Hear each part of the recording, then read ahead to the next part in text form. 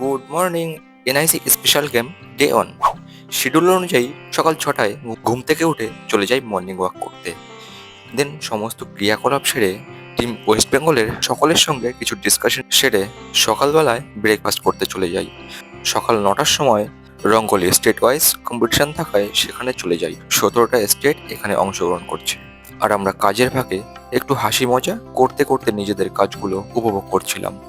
দেন 11টার সময় নিজেদের dress change করে বাইরে বেরোতেই নানা স্টেটের সকলের সঙ্গে আলাপ আলোচনা সেরে ফেলা হলো।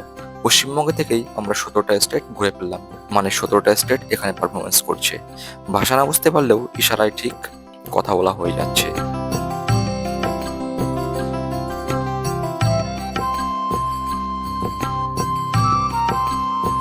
এনএসএস এর থিম সং দিয়ে বাকি অনুষ্ঠানগুলো শুরু হলো।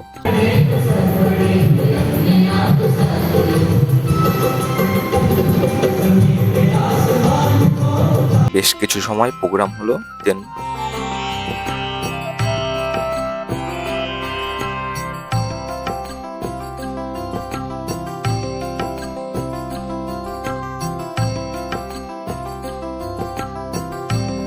দুপুরে লাঞ্চ সেরে কিছু সময় রেস্ট করে চলে যায় স্যারদের বক্তব্য শুনতে। আর এর মধ্যেই শুরু হয়ে গেল পোস্টার মেকিং কম্পিটিশন। থিম ছিল বিকশিত ভারত 2047। আগেই বলেছি এখানে 17টি রাজ্য অংশগ্রহণ করছেন। দেন রাতের বেলায় কালচারাল প্রোগ্রাম, যেমন বিভিন্ন রাজ্যের ঐতিহ্য তাদের গান বা নাচের মাধ্যমে তুলে ধরছেন। আপাতত এখানে ব্লগটা শেষ করছি। দেখা হচ্ছে পরবর্তী ব্লগে।